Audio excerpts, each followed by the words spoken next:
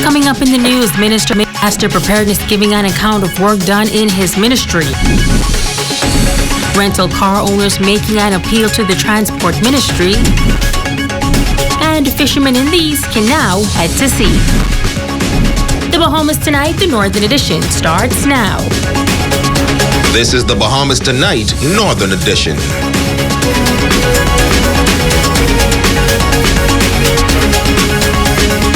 This is the Bahamas Tonight, the Northern Edition. Good evening, all. I'm Megan Shepard. Thank you so much for tuning in. Topping news, the Minister of Disaster Preparedness Management and Reconstruction, along with key leaders within his ministry, addressing the country this afternoon to provide an update on agencies within that portfolio.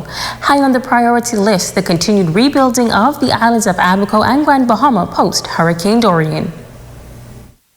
Of Disaster Preparedness Management and Reconstruction, the Honorable Aram Lewis, noting that the past year has been one filled with unprecedented challenges for the Bahamas, particularly the northern islands of Grand Bahama and Abaco, which experienced extreme devastation post-Hurricane Dorian.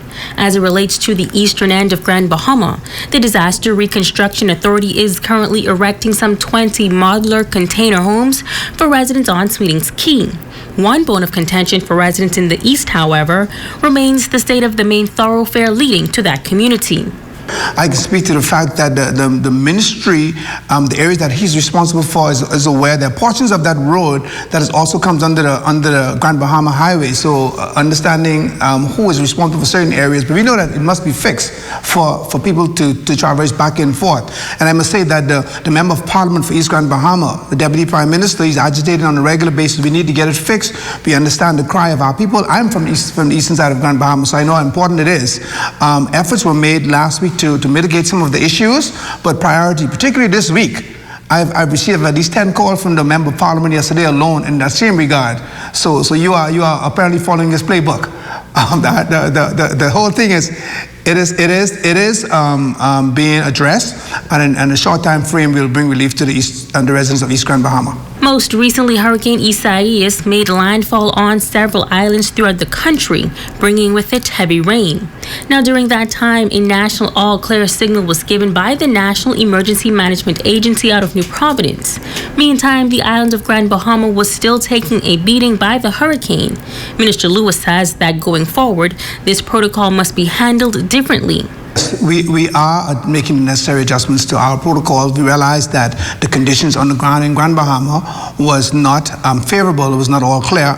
So I did the responsible thing by contacting the media and making that announcement to ensure that our residents were safe.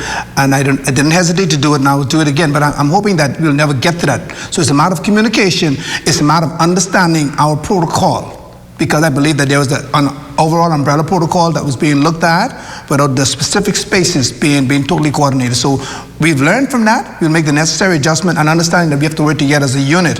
We will not be pulling each other in different directions. We will have a cohesive understanding of the way forward.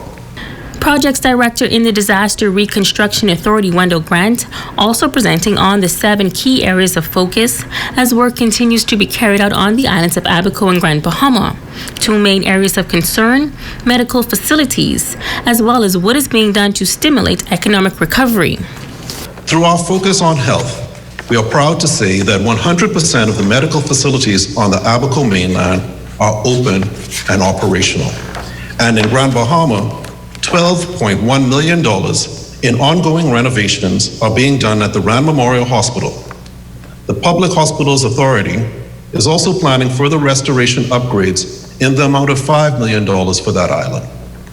Hurricane Dorian ravaged the economies of Abaco and Grand Bahama. With the DRA's focus on the economy, we have made a dedicated effort to restart businesses, and in conjunction with the Government Small Business Development Center, more than $5.4 million has been injected into those disaster zones. The minister noting that complete recovery will not happen overnight, detailing it a journey and not a sprint. Prime Minister, the Most Honorable Dr. Hubert Minnis, spearheading a COVID-19 update press conference Wednesday afternoon, along with other health officials instrumental in the fight against this deadly disease. Recently, the islands of New Providence and Abaco were placed on full weekend lockdowns, while other islands remained free to roam on a 10 p.m. curfew. During the press conference, consultant Dr. Mercelin Dal-Regis revealed that over the holiday weekend, residents from Abaco and New Providence increased travel to Grand Bahama and other family islands, including Eleuthera, Exuma, and Andros. To this end, she says that Grand Bahama has seen an increase in cases.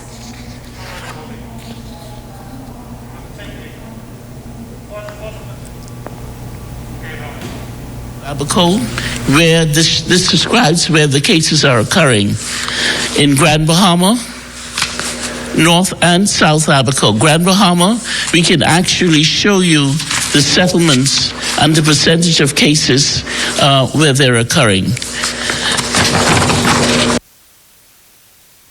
Recently, 2 schools on Grand Bahama had to temporarily cancel face-to-face learning due to positive COVID-19 cases.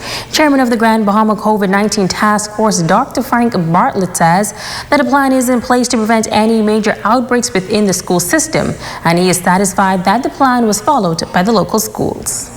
Well, first and foremost, the disease surveillance teams does an evaluation. They do a risk assessment. So in the case that you would have referred to or referenced, we would have went to the school. We would have identified areas, how movement within that school, how contacts within that school.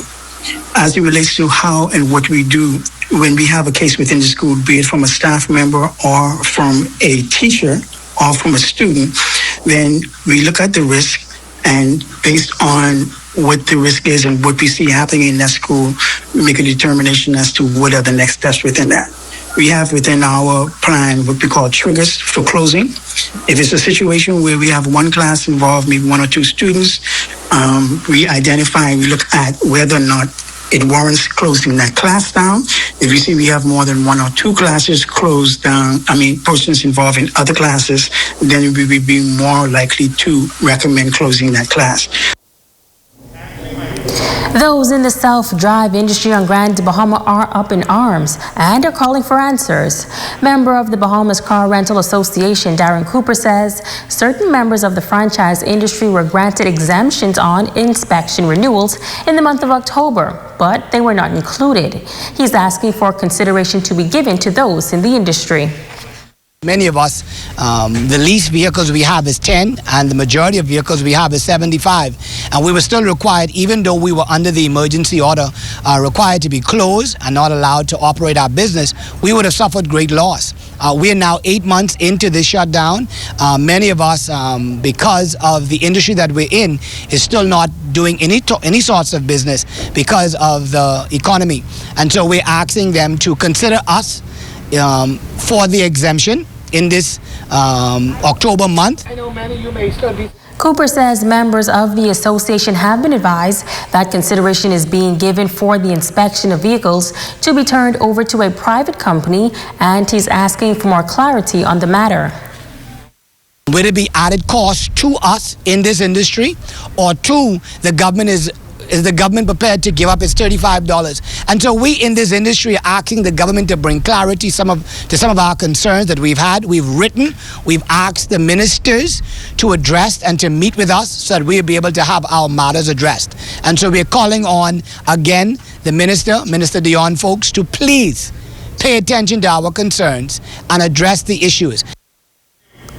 Now, we reached out to the director of the Road Traffic Department, Bradley Sands, but he did not give an official comment. However, we understand that an official request would have to be made to the Minister of Transport.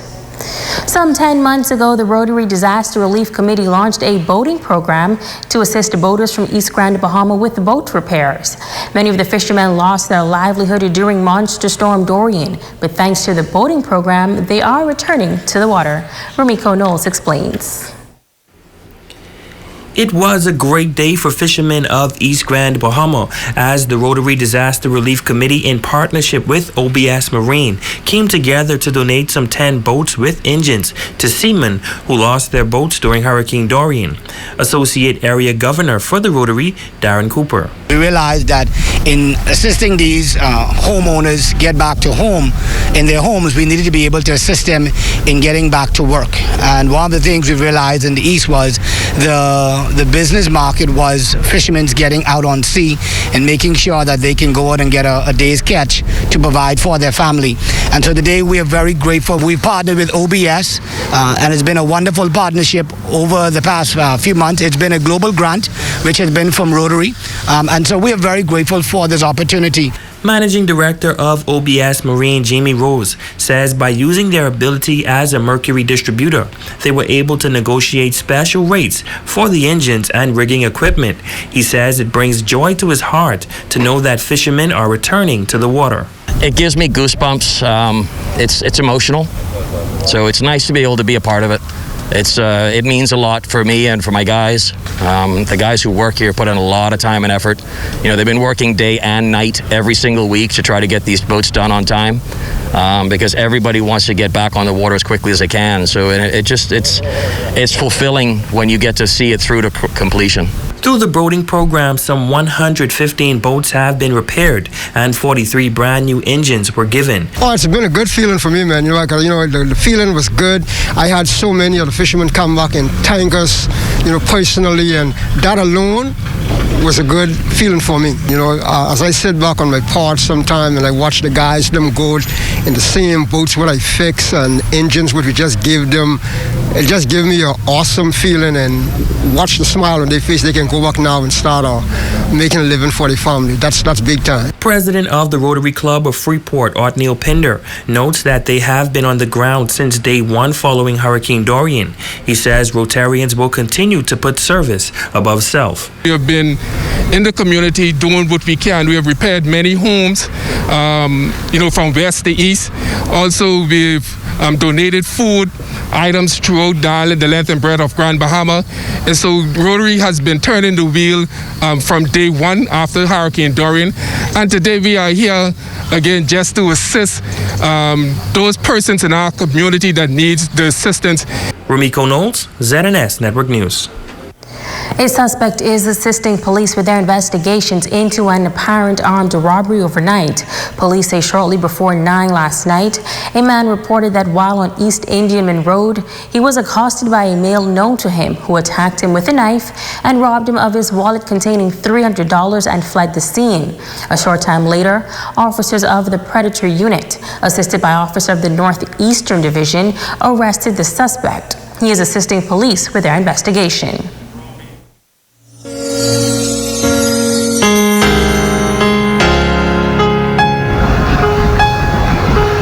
Good day, Bahamas.